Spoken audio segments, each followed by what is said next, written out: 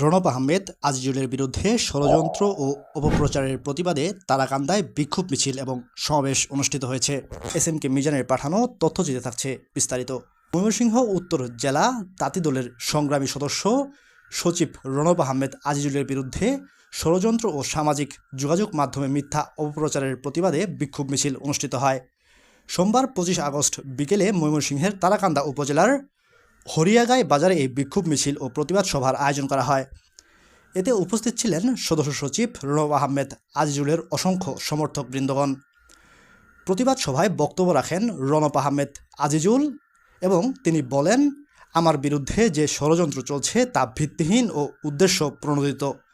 দলীয় নেতাকর্মীদের এসব বিভ্রান্তিকর অপপ্রচারকে প্রতিহত করবে। এ সময় তিনি বিগত সরকারের আমলে নিজের রাজনৈতিক অবস্থান ও তৎকালীন করুণ পরিস্থিতির বিভিন্ন দিক তুলে ধরেন। পাশাপাশি তিনি সংগঠনকে আরও শক্তিশালী ও ঐক্যবদ্ধ করার আহ্বান জানান।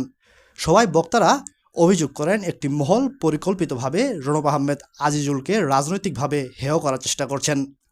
তারা এর তীব্র নিন্দা জানান এবং ষড়যন্ত্রমূলক কর্মকাণ্ড থেকে বিরত থাকার আহ্বান জানান।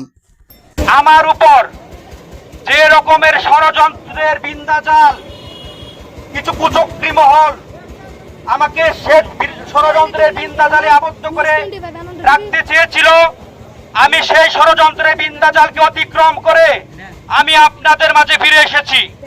আমি সুস্পষ্ট ভাষায় বলে দিতে চাই, আমার উপর যদি আর কোনো ষড়যন্ত্র আসে সেই ষড়যন্ত্রকে কঠিনভাবে জবাব দেওয়া হবে।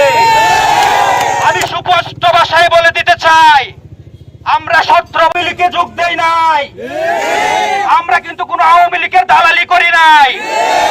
আমি 2008 সালে এই শেখ মুজিবুরের ছবি পুরানোর মামলা থেকে আমার রাজনীতি শুরু হয়।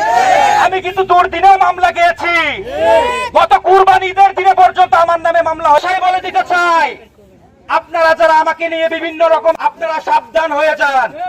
আসুন কাঁধে কাঁধ মিলিয়ে তাকে বিপুল ভোটে জয়ী করে আসুন সারা বাংলাদেশে বিএনপির শাসন প্রতিষ্ঠাতা করি।